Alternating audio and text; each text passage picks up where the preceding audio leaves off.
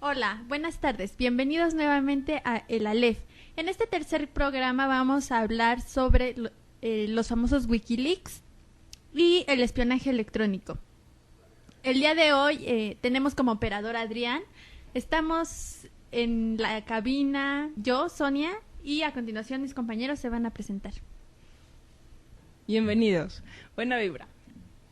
Hola, soy Héctor. Bienvenidos al programa. Ojalá sea de su interés. ¿Qué tal? Mi nombre es Liz, yo voy a estar encargada de cultos parranderos y otro poco. Buenas tardes, estimados cibernautas, mi nombre es Adrián y yo voy a estar a cargo de los controles y espero que se diviertan mucho con este programa que es para ustedes. Empezamos entonces con el Aleph, el lugar donde caben todos los lugares. Hola, bienvenidos a la Torre de Babel. Hoy hablaremos sobre Wikileaks, que está tan de moda, todo el escándalo relativo a la filtración de documentos secretos estadounidenses. Hablaremos un poco, y para dar la introducción, sobre lo que es Wikileaks. Ustedes quizá hayan consultado la página que actualmente se encuentra inoperable. Es un sitio de internet cuyo objetivo es hacer público documentos secretos o clasificados de diversos gobiernos, principalmente el estadounidense, o ha sido la constante hasta ahora. Nace en el año 2007, en la actualidad tiene más de 1 millón de documentos, o tenía más de 1 millón de documentos presentes en la internet. La organización estaba hasta hace poco dirigida por Julian Assange, quien hace poco fue arrestado por la Interpol bajo distintas acusaciones. La página ganó fama mundial a mediados de este año, en 2010, con la publicación de videos y cerca de 90,000 documentos clasificados de Estados Unidos que hablaban sobre la invasión a Irak y Afganistán. En octubre de ese mismo año se filtraron cerca de otros 300,000 documentos sobre la guerra de Irak a través de su sitio, que también tenía contacto con periódicos en otros lugares del mundo. Entonces se volvió la gran bomba y el escándalo a nivel internacional, pero no se hizo tan famosa sino fue hasta el mes de noviembre cuando se dio el famoso escándalo de la publicación de más de 250,000 artículos, o mejor dicho, cables diplomáticos de las representaciones de Estados Unidos en el mundo, que revelaban la manera en que Estados Unidos veía el mundo y que tenía información de las embajadas, representaciones y del Departamento de Estado incluso, y que fueron desviados supuestamente del Pentágono. Se habla de países como España, Afganistán, Brasil, Canadá, México, ustedes lo habrán leído, las Coreas, por no decir las chinas, en voz de Machado, en el caso de Irán también, de Arabia Saudita, etcétera. La información también se dio a conocer en 5 periódicos simultáneamente, o mejor dicho, de manera paulatina se ha estado liberando en los periódicos últimamente. 5 de ellos centrales a nivel internacional: The New York Times de los Estados Unidos, The Guardian de Reino Unido, Le Monde de Francia, el Der Spiegel de Alemania y El País de España, que sin duda alguna tiene una circulación bastante considerable a nivel internacional. Desde entonces han existido diversas reacciones ante los hechos. Aquí nos asomaremos un poco a las percepciones que existen, a la filtración de la información, pero también abondaremos un poco sobre los contenidos de los mismos documentos. Yo creo que el asunto de los Wikileaks es algo muy delicado en la actualidad. En primer lugar, por quién es el que está transmitiendo la información, ¿no? Ya se está violando los modos de seguridad del ejército norteamericano, porque aunque quien haya pasado la información a los grandes periódicos a nivel internacional no sea de por sí miembro del ejército norteamericano, hay alguien que sí está dentro que está filtrando la información, ¿no? Y es ahí donde deberíamos preguntarnos cómo es que no se ataca a quien de verdad está filtrando la información. Y también es importante porque la información que está saliendo a la luz nos da mucho de qué hablar de la política, no solo en Estados Unidos, pero también en otros países, ¿no? El hecho de que la información que se está dando nos está diciendo que hay errores o que hay grandes fallas del ejército norteamericano, por ejemplo, en las guerras de Irán y Afganistán, ya nos dan la información para hacer, por ejemplo, un juicio político a aquellos responsables que son los encargados de que las cosas hayan estado saliendo mal, ¿no? Ya quedamos nosotros como sociedad civil internacional el querer o no hacer uso de esta información que se está filtrando, ¿no? Muchos analistas han recalcado incluso que el gran valor de este suceso no es tanto el contenido, no es tanto los cables diplomáticos, sino el hecho de que se haya roto el sistema de seguridad estadounidense, se hayan filtrado este tipo de documentos y se hayan hecho públicos y se potencia el Internet como una herramienta para difundir información, para empezar a intercambiar opiniones y para abogar por una mayor transparencia, creo yo. Y también ahora que lo mencionas, importante es el derecho que tienen las personas a expresar, ¿no? la libertad de expresión que tanto se dice en nuestras sociedades occidentales, ¿no? Que se debe de dar el derecho a la libre expresión y que uno tiene libertad de hacer y decir muchas cosas, bueno, y que ahora se está también quebrando, ¿no? O sea, el hecho ya de haber, que por otros cargos o lo que sea, que se haya detenido a este personaje que dio los WikiLeaks, pues ya también está haciendo que la sociedad civil internacional diga, bueno, no es que no teníamos libertad de expresión, ¿acaso eso es libertad de expresión, no? El decir o el hacer público cierta información que nosotros podíamos tener, ¿no? También está la libertad a la libre información, ¿no? Todos tenemos libertad a recibir la información y nosotros como individuos la solicitamos incluso, ¿no? Nosotros queremos saber qué es lo que está pasando, queremos la verdad y cuando por fin se nos da nos preguntamos, entonces, ¿por qué se está coartando la libertad del individuo que nos está dando la información que nosotros pedimos, ¿no? Quizá aquí se contraste un poco con el derecho de la privacidad y creo yo que el debate ahí es bastante ameno, es decir, está en su derecho de liberar esta información clasificada, quizá porque es un estado al que no nos cae bien de manera natural, Estados Unidos, nos dio gusto que se haya liberado este tipo de información, cables diplomáticos, pero trasladémoslo a un campo mucho más bajo, quizá al día. Sería bien que la Internet pudiera tener la posibilidad de divulgar información como ya lo está haciendo de personas, como hace poco ocurrió en México, del registro de Renault, por ejemplo, que se empezó a circular en la red. Ese hecho de la privacidad se contrasta un poco con el derecho de la expresión y hasta qué punto podemos hablar de eso, ¿no? Pero yo creo que sí tenemos el derecho de saber qué es lo que está pasando, ¿no? Pon tú que no vaya a repercutir más que en las declaraciones que pueda hacer, no sé, Hillary Clinton al respecto o así. Pero al menos ya sabemos que hay cierta información o confirmamos que existe todavía la diplomacia secreta que supuestamente ya había desaparecido desde principios del siglo XX y podemos como sociedad civil internacional hacer algo más, ¿no? Con esa información. Pedir de alguna manera justicia a aquellos todos actos injustos que hemos visto últimamente. ¿Y no vulnera eso la seguridad de los estados? Por ejemplo, mucho se ha dicho en el caso estadounidense que pone en peligro la seguridad nacional el hecho de que se divulguen los cables diplomáticos. En alguna medida sí, quizá estos cables diplomáticos no, y el contenido me parece que fue un poco superficial. Entonces no afecta tanto a la política exterior estadounidense, pero sí puede poner ciertos documentos en entredicho, las alianzas, los mecanismos de cooperación, los planes de invasión o planes militares que podrían ser de interés para el propio Estado. Sí, yo creo que en eso tienes razón, o sea, los WikiLeaks en nada afectan la seguridad nacional de Estados Unidos, porque no es información tan relevante como nosotros quisiéramos, ¿no? Tal vez si como usuario de la red quisieras información más específica. Y también, ahora que lo mencionas, importante fue a los diarios a los que se les filtró esta información, ¿no? Los diarios de mayor circulación a nivel mundial o los que tienen un punto muy objetivo, ¿no? El País, The Guardian, Der Spiegel de Alemania. Yo creo que son los diarios que más credibilidad pueden tener al respecto, ¿no? A mí este hecho me arroja más preguntas que respuestas. Creo que todo es bastante confuso en prácticamente todas las aristas que podamos ver. Desde los diarios, como ahorita comentas, los principales diarios del mundo, pero ahí no están todos los principales diarios del mundo, creo yo. Me salta un poco a la vista el hecho de que no estén diarios como The Washington Post, por ejemplo, o CNN Internacional, o BBC Mundo. Porque si te das cuenta qué tipo de información son los que, por ejemplo, CNN nos transmite, ¿no?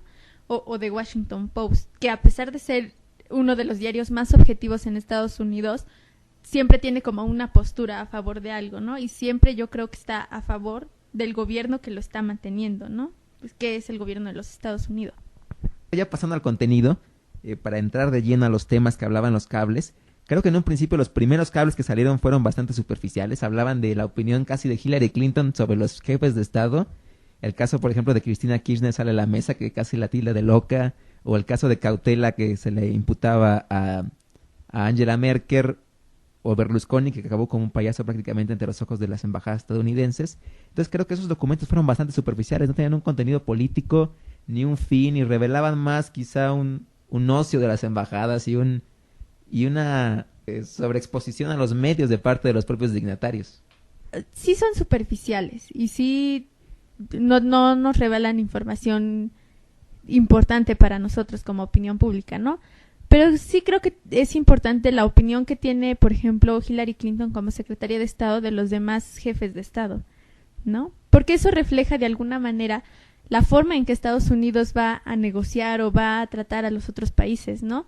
O sea, el hecho de que diga Hillary Clinton que Cristina Fernández está loca o algo así, pues ya nos dice de alguna manera cómo va a ser la política exterior de Estados Unidos respecto a Argentina, ¿no? Por ejemplo, ¿no? O cómo la van a tratar o de qué forma van a llegar para negociar con ellos.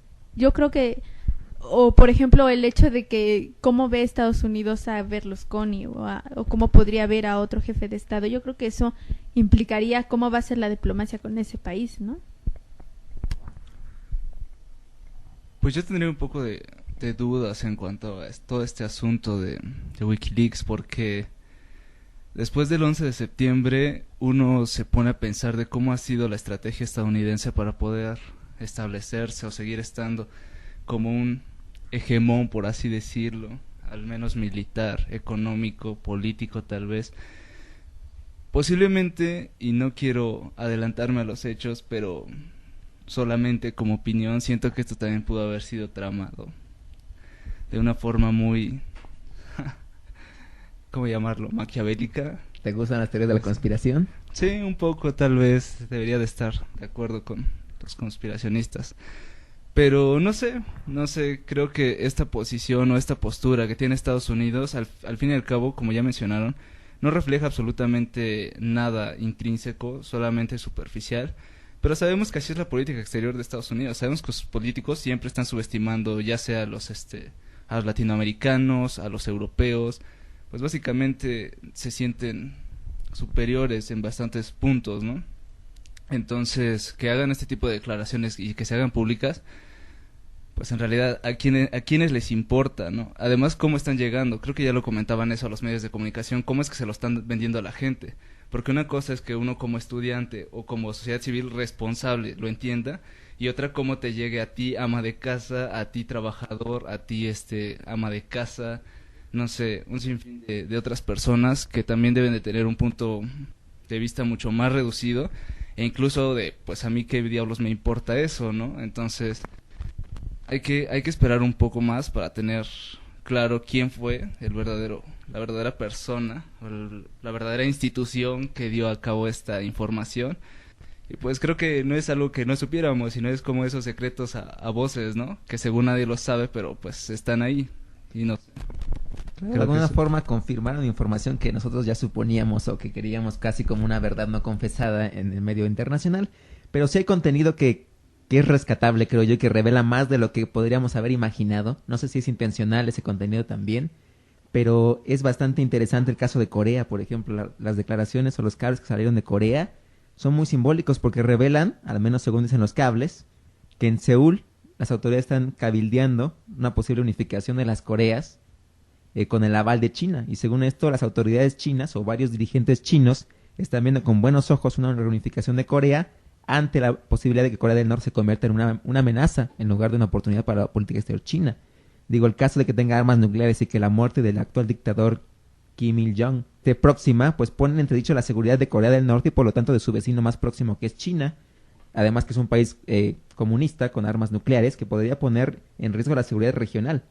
Creo que el hecho de que se revele de que China está a favor, o cuando menos está considerando la posibilidad de unificación de las Coreas, bajo el amparo de Seúl, con el aval de Estados Unidos y de la propia China, revela un contenido que no estaba presente en el debate internacional, sobre todo ante el inminente conflicto de las Coreas en días recientes. Yo creo que sí, estoy de acuerdo bastante. A ver si, espero que la CIA o el FBI no espíen este tipo de programas también, porque en realidad...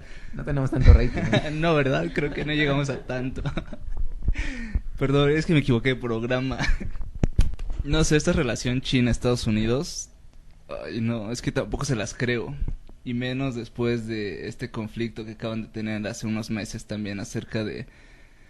sobre sus medios de información electrónica, que es Internet, su propio servidor, y que hayan corrido a Google de China.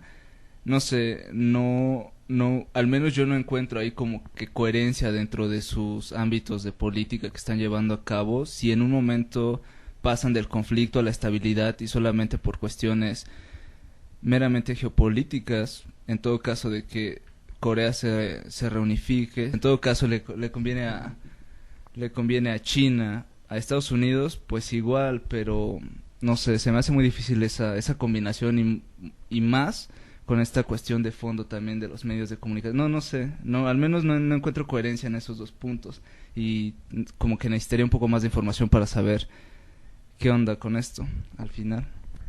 O sea, que no te adhieres a aquellos que dicen que hubo un cambio, o que habrá, mejor dicho, un cambio en la forma de hacer diplomacia a partir de hoy por los Wikileaks.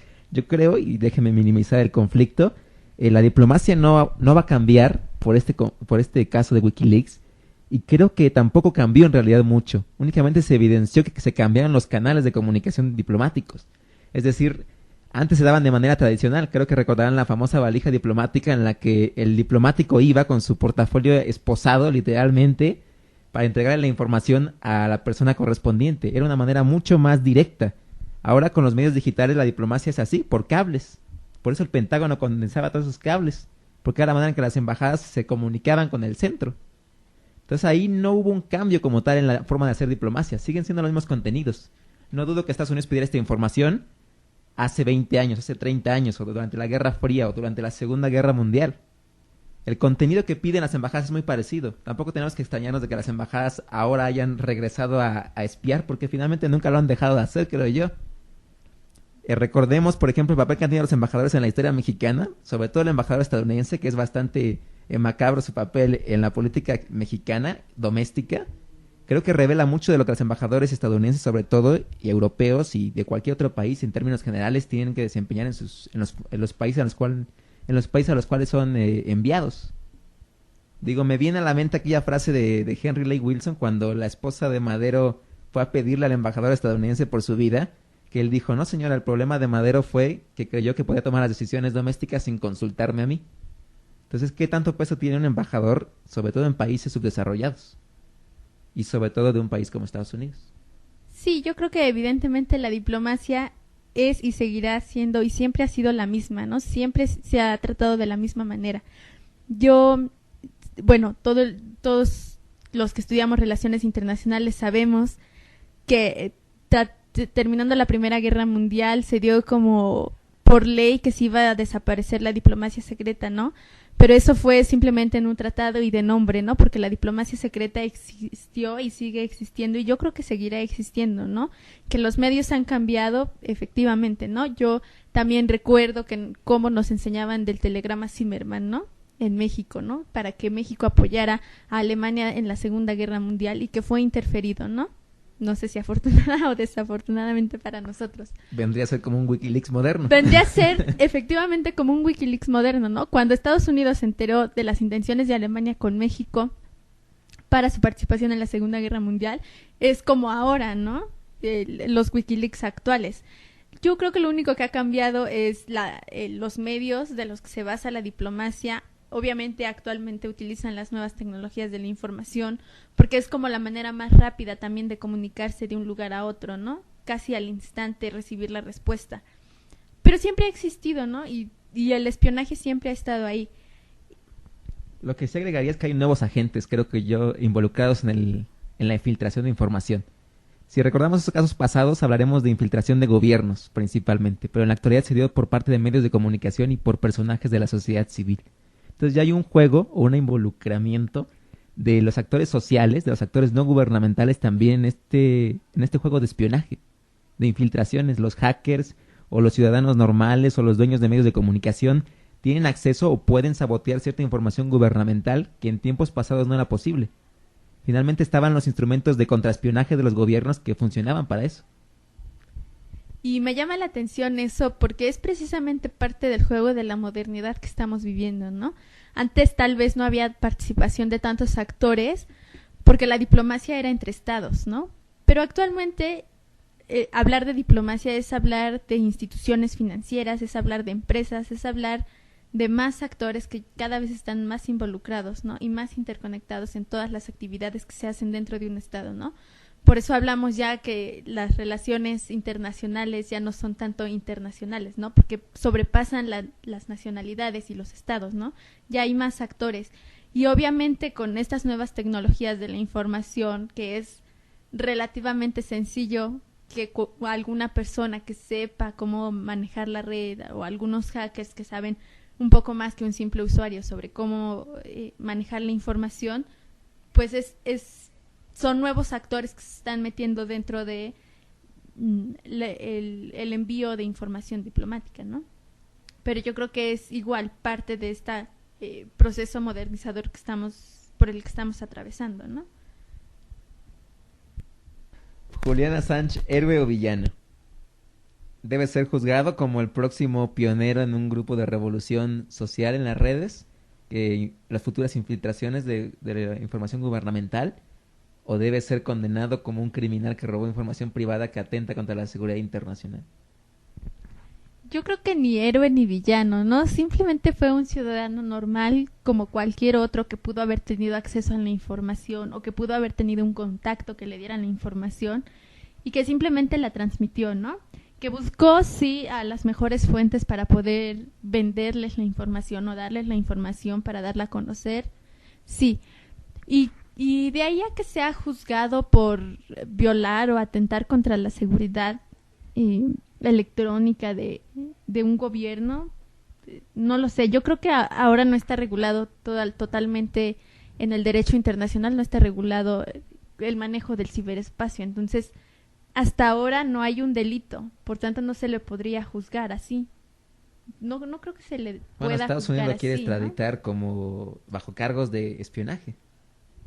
Pero no, el espionaje es cuando tú brindas la información para que, por decir, otro estado la utilice en contra de uno, ¿no? En contra de un estado. Pero no fue propiamente espionaje lo que él hizo, o sea, él simplemente difundió la información como cualquier persona lo haría, ¿no? Ahora supongamos que lo juzgan, lo encierran en la cárcel, pues no vamos a tener un Big Brother ahí vigilándolo los 365 días del año. Igual y lo juzgan, dicen que sí se va a la cárcel, le cambian de identidad, lo ponen en otro lugar. O sea, siendo más extremistas. Que es el Chapo Internacional. Que es el Chapo Internacional, algo así. No sé, creo que el sistema de justicia estadounidense y el de cualquier otro, ¿no? De cualquier otro país, no necesariamente el estadounidense. Cuando suceden este tipo de situaciones a nivel internacional y que se crea toda una crisis de conflictos de cada una de las partes interesadas, pues una vez que pasa, y nos hemos dado cuenta a través del tiempo, que pasa un mes, 2 meses, y esto va a perder absolutamente toda la relevancia que tiene en estos momentos. Si es que tiene alguna relevancia la tiene, o sea, estoy consciente de que la tiene, pero te digo, no para todo el mundo, o sea, depende también de la persona a la que le esté llegando, ¿no? Entonces, por ejemplo, para nosotros, pues igual estamos hablando hoy de esto, mañana, tal vez en una semana, pero de aquí a un mes, pues igual y no nos va a interesar si lo juzgaron o si todavía está en la cárcel, ¿no? Hay muchas cuestiones de fondo todavía que nos faltan observar.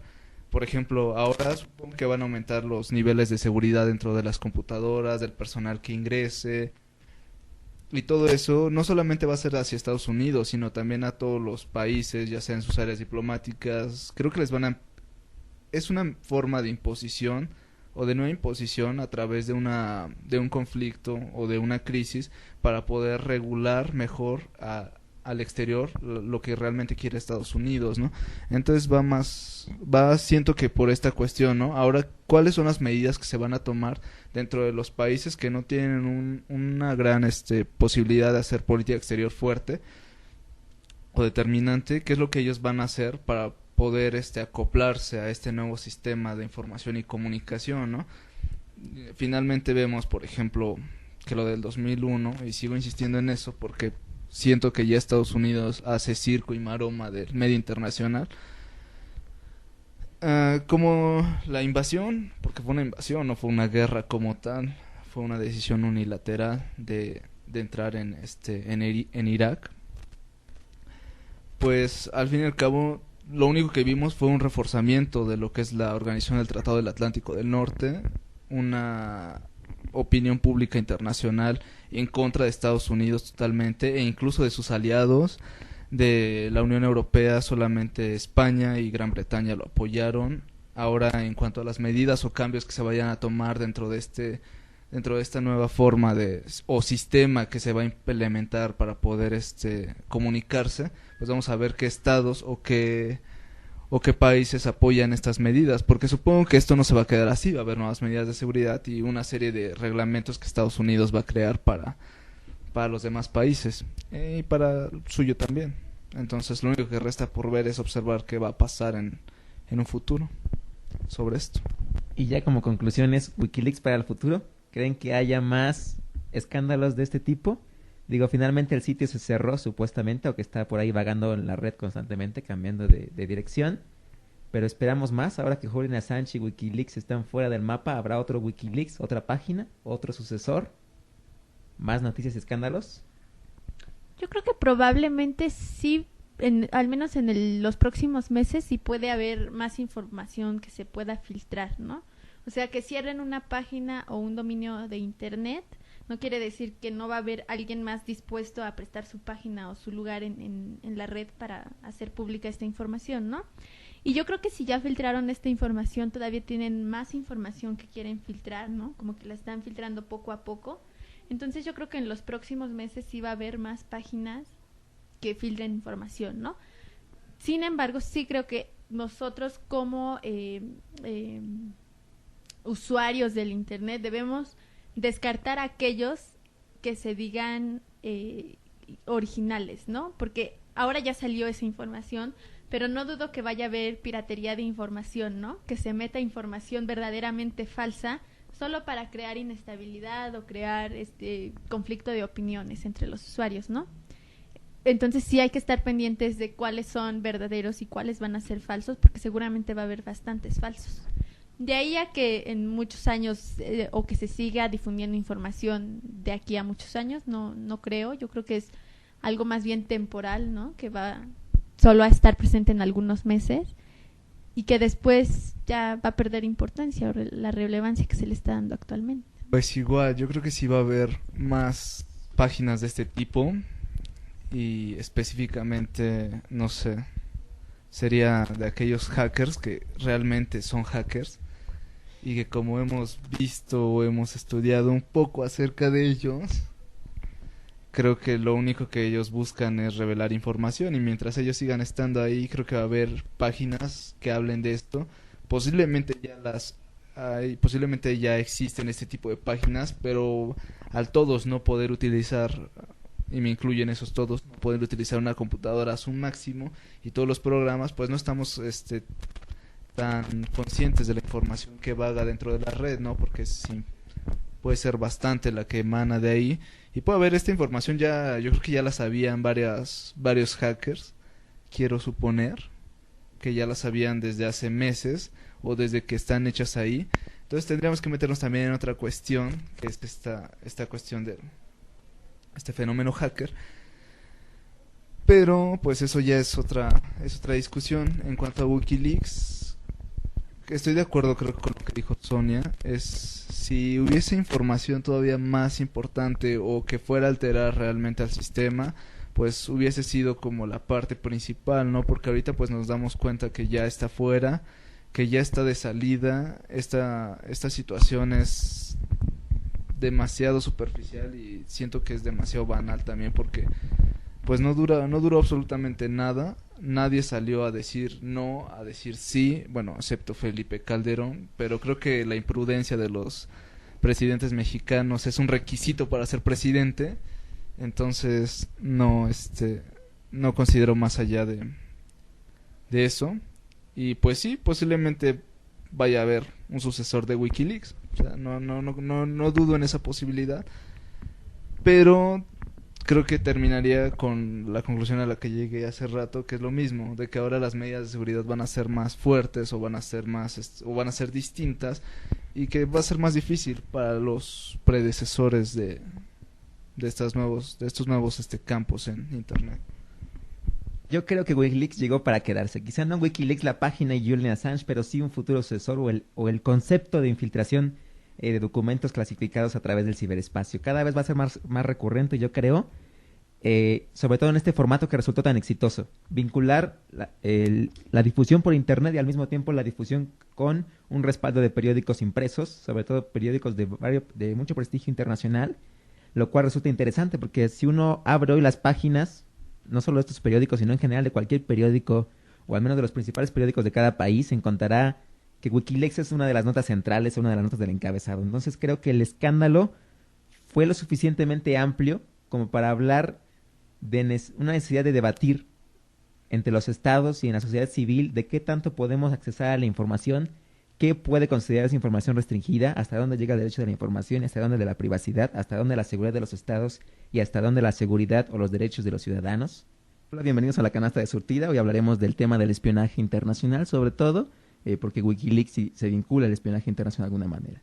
Pero primero, ¿qué es el espionaje? Bueno, el espionaje es la práctica de técnicas asociadas a la obtención de información confidencial. Según el diccionario de la Real Academia de la Lengua Española, que es citado por todo mundo, el espionaje es la actividad secreta encaminada a obtener información sobre un país, especialmente en lo referente a su capacidad defensiva y ofensiva. Hace bastante alusión al tema de un país, porque el espionaje principalmente nace con este objetivo, espiar a otro estado. Si bien el espionaje se puede aplicar a otras áreas, sobre todo el espionaje industrial, en realidad el paradigma o el modelo más referencial es el espionaje país a país.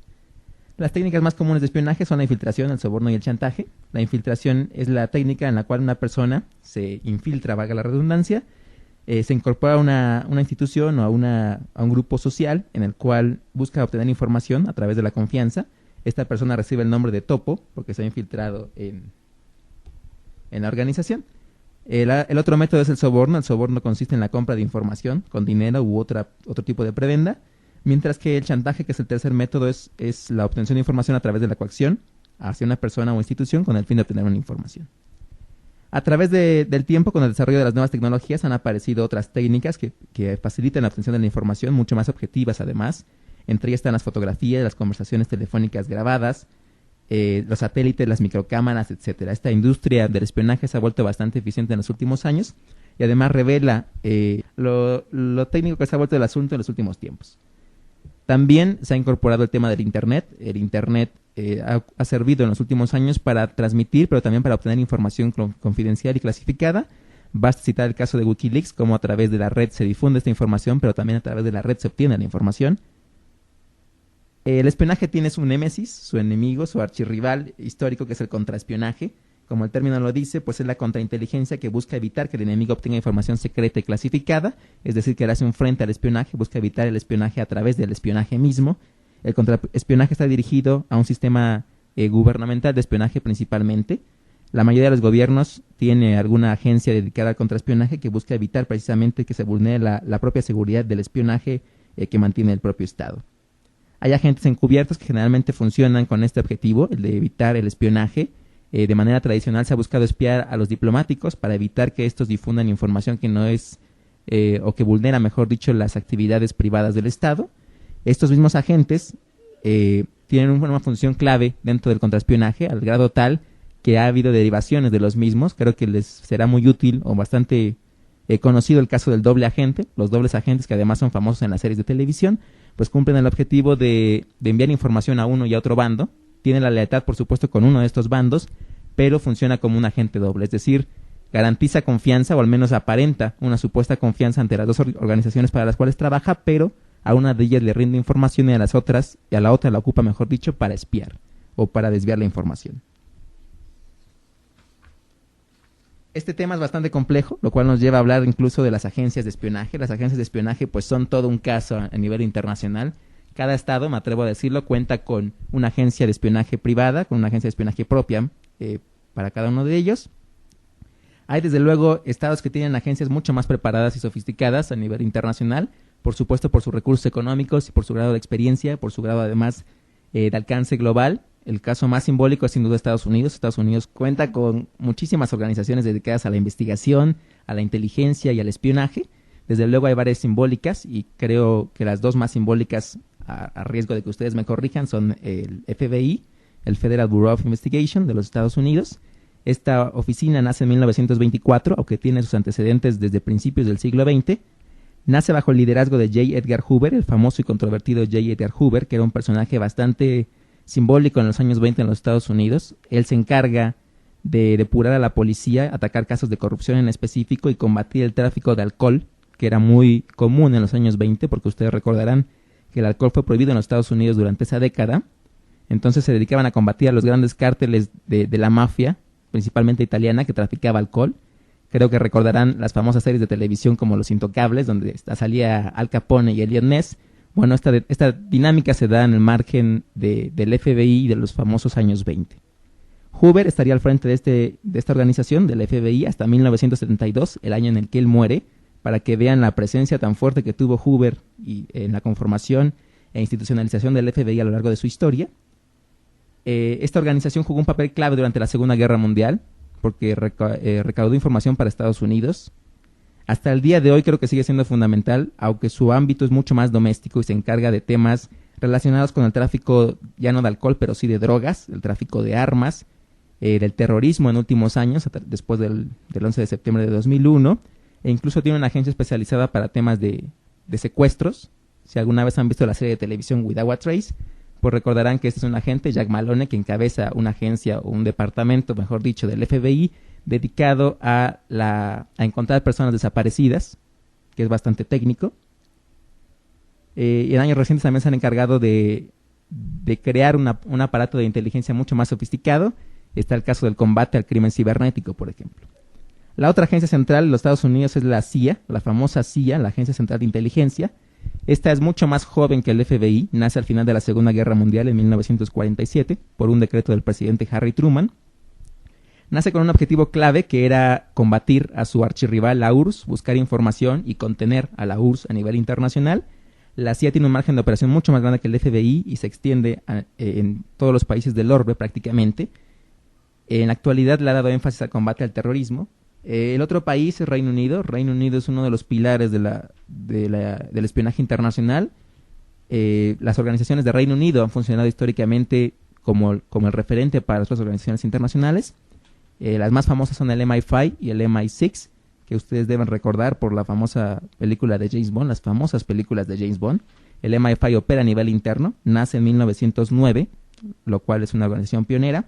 El MI6 opera a nivel internacional, de ahí egresa supuestamente, o ahí opera, mejor dicho, James Bond. Se ha vuelto mundialmente famosa por estas películas y además porque ha tenido una historia bastante larga.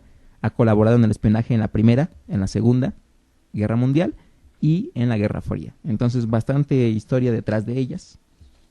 En México se preguntarán cuáles son las organizaciones de inteligencia más famosas. Pues en realidad no tenemos muchas, y no es porque no tengamos inteligencia, sino porque en realidad no tenemos presupuesto, o al menos se mantienen al margen. No es tan importante la investigación, el espionaje y la inteligencia, o pareciera no serlo para tomar las decisiones. Existe una central, que quizá ustedes conozcan, se llama el CISEN, el Centro de Investigación y Seguridad Nacional. Según la propia página del CISEN, se dice que es un órgano de inteligencia civil mexicano, cuyo objetivo es generar inteligencia estratégica, táctica y operativa que permita preservar la integridad, estabilidad y permanencia del Estado mexicano, mantener la gobernabilidad y fortalecer al mismo tiempo el Estado de Derecho. Dentro de sus objetivos podemos ver que busca proponer medidas de prevención, disuasión, contención y neutralización de riesgos y amenazas que pretendan vulnerar el territorio, la soberanía, el orden constitucional, las libertades e instituciones democráticas, así como el desarrollo económico, social y político del país. Como verán, la propia definición del CISEN en sus palabras mismas habla de un concepto bastante laxo, bastante amplio. Sería difícil entrar en profundidad sobre cuáles son las labores verdaderas del CISEN, porque tendríamos que hablar de qué es una amenaza para el territorio, qué es una amenaza para el orden constitucional, qué es la soberanía, qué son las instituciones democráticas o cuáles son las instituciones democráticas, ¿no? En la actualidad, CISEN opera bajo la protección o la tutela de la Secretaría de Gobernación, la SEGOB.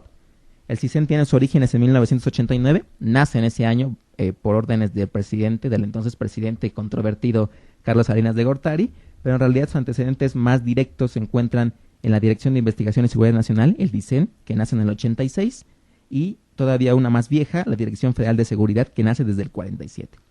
En la actualidad se enfoca más a temas de delitos federales, tráfico de armas, de personas, el narcotráfico mismo, la delincuencia organizada e incluso los delitos electorales.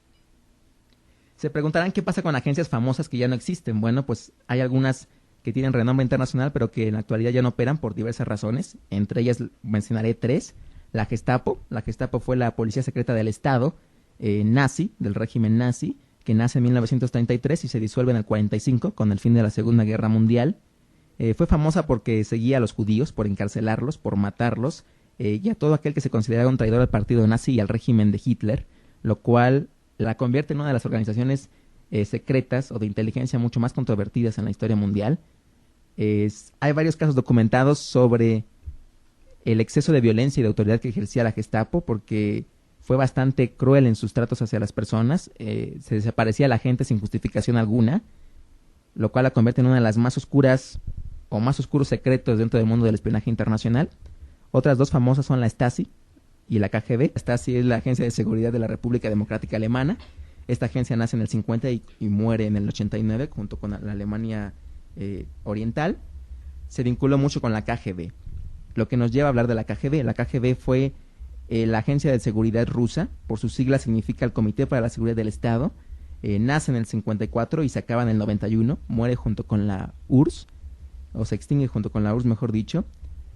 La KGB tiene un rol bastante controvertido porque era el némesis principal de la CIA, entonces recordarán bastantes casos sobre la CIA y la KGB y esta rivalidad entre ambas agencias. Entonces estas agencias de seguridad y de espionaje han tenido un rol bastante controvertido en la historia internacional, pero esto nos lleva a hablar del espionaje electrónico, de los famosos Wikileaks, el Cablegate llamado ahora, porque desde dos perspectivas Wikileaks puede ser considerado un punto de debate en el tema de espionaje. Una, la perspectiva estadounidense, que nos dice que Wikileaks realiza actividades de espionaje al difundir información y obtener información clasificada de los Estados Unidos. Y otra, la perspectiva de Wikileaks, que dice que Estados Unidos sigue haciendo espionaje a nivel internacional y lo evidencia a través de una serie de documentos que recientemente sacó, entre ellos algunas investigaciones, o mejor dicho, algunos pedidos de investigación que realiza Hillary Clinton a sus embajadas, con el fin de que investiguen a agentes, o mejor dicho, que investiguen a enviados de la Asamblea de las Naciones Unidas, entre ellos el propio secretario de la ONU, Ban Ki-moon, así como otros representantes exteriores. Como verán, el tema del espionaje es bastante amplio, separarlo de la acción exterior de los estados es muy difícil. Creo que la labor del diplomático en buena medida consiste en corroborar información y enviarla de manera confidencial a sus estados, ya sea porque hay necesidad de hacerlo o por reciprocidad porque los otros estados también investigan sobre los mismos.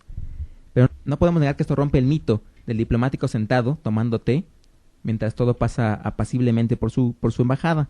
En realidad el embajador cumple una función de espionaje de alguna manera, de enviar información, de mantener al tanto a los estados, y creo que en buena parte esto es sano para el sistema internacional. El hecho de que de manera confidencial se envíe información a los otros estados mantiene cierta comunicación entre los mismos que impide malos entendidos o problemas de confusión que pudieran derivar en conflictos mucho mayores. Concluyo con la frase de la famosa película La suma de todos los miedos, en la cual una ex agente de la KGB le dice a un agente joven de la CIA: lo importante es mantener los canales abiertos. Pues yo creo que esa es la verdad. La manutención de los canales abiertos entre los estados de alguna manera permite que, aunque sea de manera clandestina e incluso ilegal, se consiga cierta información que ayude a la cooperación y a crear un ambiente de diálogo entre los estados. Hola, su sección A Rodar el Balón les hablará el día de hoy sobre balonmano o handball. Sus exponentes se encuentran en México. Sus principales selecciones son la de Chihuahua, la de Nuevo León, Colima y la UNAM. También el DF.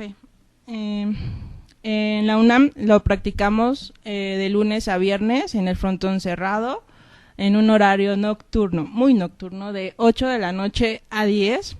La selección femenil lo practica los martes y jueves.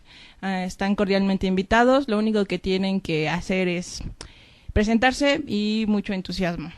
Este deporte tiene sus orígenes en Europa. Era practicado usualmente por 11 jugadores. Sin embargo, en la actualidad son 7. Cuentan con sus jugadores, son 2 extremos, 2 interiores, un pivote, un centro y el portero. La cancha es parecida a la de fútbol soccer. Sin embargo, el balón se juega con la mano, no está prohibido tomarlo con los pies y se anotan goles. Hola amigos, regresamos a la sección Cucucu Cuéntame y les recordamos que pueden escribirnos a nuestro correo electrónico elalef.comunicaradio@hotmail.com y pueden visitarnos en nuestro blog www.elalefcomunicaradio.blogspot.com. Tenemos ya nuestra primer visita en nuestro blog.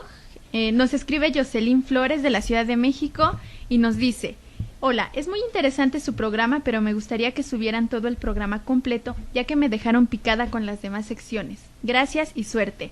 De antemano, Jocelyn, muchas gracias por tomarte el tiempo de escribirnos.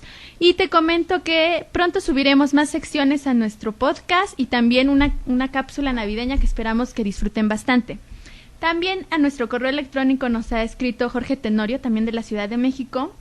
Nos desea mucho éxito para el programa. Le agradecemos todos los comentarios que nos ha hecho. Y bueno, así como ellos dos ya nos escribieron, esperamos que ustedes también se animen, nos escriban, nos den todas sus sugerencias y comentarios y sin duda las tomaremos en cuenta. Bueno, hemos llegado a nuestro fin, les agradecemos su preferencia. Este fue el último capítulo de la primera temporada de la LEF, el lugar donde caben todos los lugares. Los invitamos a seguir al tanto de Comunica Radio, esperen la segunda temporada próximamente. El equipo de la LEF, Judith, Liz, Sonia, Adrián y un servidor Héctor, los esperamos para la segunda temporada con nuevas secciones llenas de sorpresas. Esto fue la LEF por Comunica Radio.